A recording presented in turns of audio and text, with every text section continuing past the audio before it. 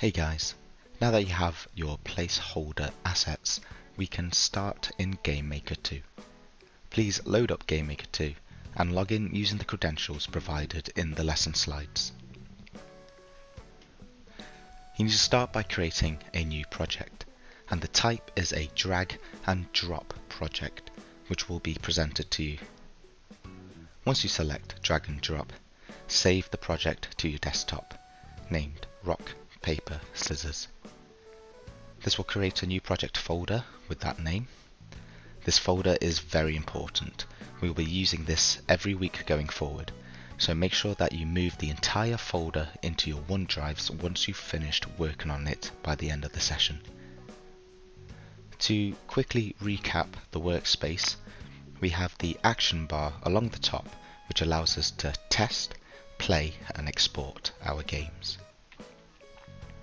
The asset browser on the right allows us to create and manage our assets, assets being our sprites or artwork, objects which contain our code, and rooms which serves as our levels.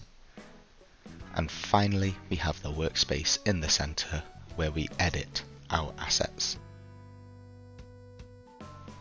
We're going to start our project by creating our sprites and importing the placeholder assets that you have just downloaded. First, start by selecting the sprite folder and click this plus button at the top. Then select sprite.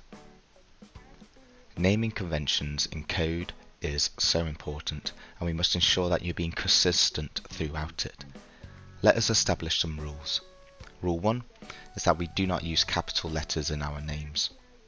And rule 2 is all spaces are replaced with underscores, and that's by the shift and minus button on your keyboard. So I'm going to rename this to SPR_rock.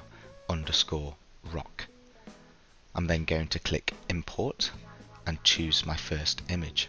I'm going to repeat this process for the other images.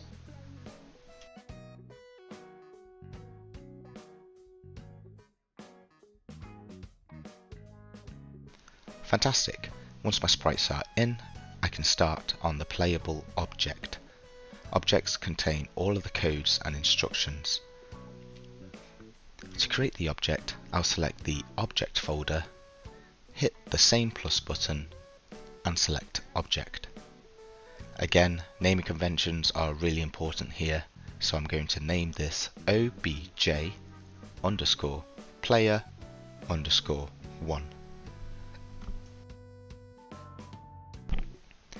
Now I can start on my events, the first part of code structure.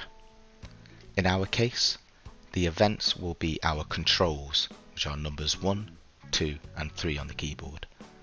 For now, we want to say that in the event that I press one of these controls, then I'll set the appropriate sprite. I'll start by clicking Add Event, key pressed, digits, 1. And I'll repeat this for numbers 2 and 3. Now that we have our events, we can code in the thens of the code structure, as we currently don't have any if statements just yet. I'll double click the key pressed 1 to enter its events. Here on the right is the toolbar which contains all of the code blocks. I'll search for set sprite and drag it in. I'll choose my sprite by selecting this symbol, then select my sprite in the folder, and I'll repeat this for 2 and for 3.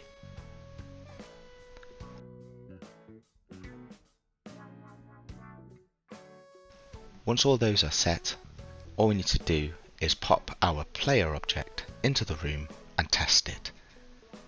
I'll open up the room folder, double click room 1 and drag in the player 1 object. Once they are in, I'll press the play button in the action bar to give it a test.